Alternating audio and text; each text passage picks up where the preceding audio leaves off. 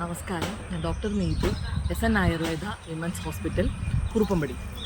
വാദത്തിൻ്റെ അസുഖങ്ങളൊക്കെ ആയിട്ട് ബന്ധപ്പെട്ട് നമ്മൾ ആളുകളോട് സംസാരിക്കുമ്പോൾ ഈ സ്ട്രെസ് ഒരു വലിയ ഫാക്ടറാണ്. അതായത് സൈക്കോളജിക്കലി പല കാര്യങ്ങളിലുള്ള അതൃപ്തി. അപ്പം പലപ്പോഴും കുടുംബത്തിനകത്താണിത് കാണുക. അപ്പോൾ വളരെ രസകരമായൊരു കാര്യം ഞാനിപ്പോൾ ഓർത്തപ്പോൾ ഞാൻ പറയാമെന്ന് വിചാരിക്കുകയാണ്.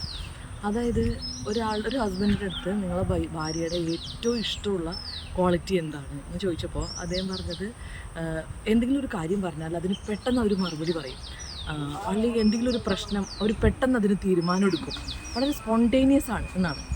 അപ്പോൾ അവർ ചോദിച്ചു, എന്നാൽ അവരുടെ ഏറ്റവും ഇഷ്ടമില്ലാത്ത ക്വാളിറ്റി എന്താണ്, നിങ്ങൾക്ക് ഏറ്റവും ദേഷ്യമുള്ള കാര്യം എന്താണ്? അപ്പോൾ അദ്ദേഹം പറഞ്ഞത്, എവിടെയെങ്കിലും ഒന്ന് പുറത്തേക്ക് പോകണമെങ്കിൽ ഒത്തിരി സമയം എടുത്താണ് റെഡിയാവുക, എപ്പോഴും പെട്ടെന്ന് ഇറങ്ങി നമുക്കൊരു വഴിക്ക് പോകാൻ കഴിയില്ല. അപ്പോൾ ഈ ഒരു സംഭവത്തിൽ നിന്ന് നമുക്ക് മനസ്സിലാക്കേണ്ട ഒരു കാര്യം, അവരുടെ ഈ സ്പോണ്ടേനിയസ് ആയിട്ട് പെരുമാറാനുള്ള കഴിവാണ് അദ്ദേഹത്തെ അവരിൽ ഏറ്റവും അടുപ്പിച്ചത്.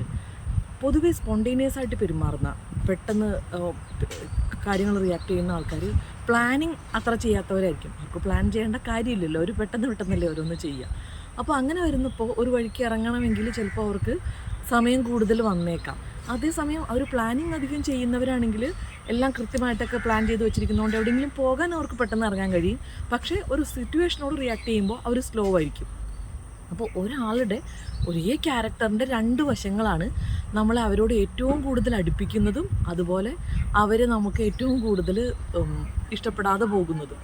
അപ്പോൾ പലപ്പോഴും ഇത്തരത്തിലുള്ള മാറി നിന്നിട്ടുള്ള ചിന്തകളുണ്ടെങ്കിൽ കുറേയധികം ഫ്രിക്ഷൻ ഒഴിവാക്കാൻ നമുക്ക് കഴിയും.